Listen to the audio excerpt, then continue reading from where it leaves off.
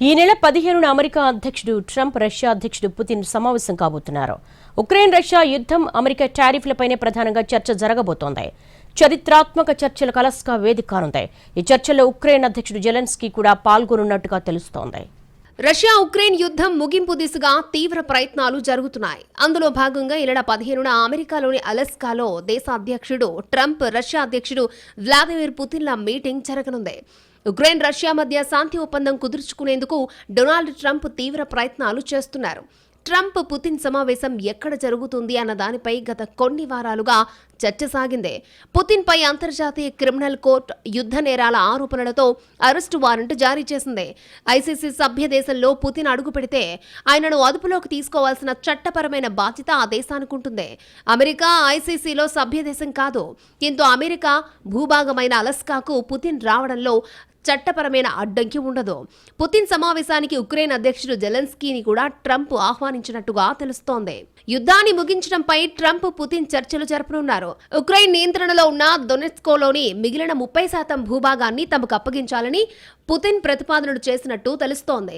ఈ ప్రతిపాదనలను అంగీకరించే ప్రసక్తే లేదన్నారు ఉక్రెయిన్ అధ్యక్షుడు జెలెన్స్కీ. ఆ ప్రాంతాన్ని వదులుకునేది లేదని, అలా చేస్తే భవిష్యత్తులో రష్యా దాడులకు ఆ ప్రాంతం కీలకంగా మారుతుంది అన్నారు. పుతిన్ తమ దేశంలో ఆధిపత్యం చెలాయించాలని చూస్తున్నట్లు తనకు అనిపిస్తోందని జెలెన్స్కీ ఆరోపించారు. శాంతి ఒప్పందంలో భాగంగా భూభాగాల మార్పిడి ఉంటుందని ట్రంప్ తెలిపారు.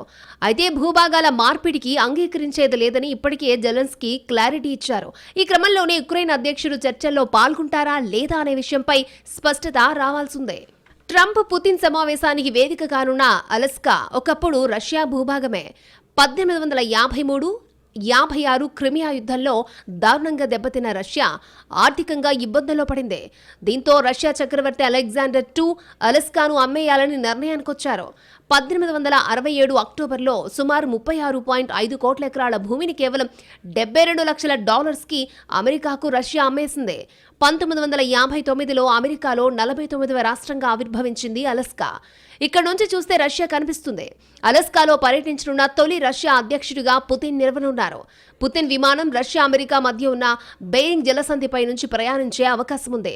రష్యాలోని మారుమూల ప్రదేశమైన చుకోట్కా ద్వీపకల్పం నుంచి పుతిన్ విమానం అమెరికాలో అడుగుపెట్టనుంది. బేరింగ్ జలసంధి వద్ద రష్యా, అమెరికా ప్రధాన భూభాగాలు కేవలం 88 కిలోమీటర్ల దూరంలో ఉన్నాయి. అలస్కాకు చెందిన లిటిల్ డైమండ్, రష్యాకు చెందిన బిగ్ డైమండ్ ద్వీపాల మధ్య దూరం కేవలం 3 మైళ్లు మాత్రమే.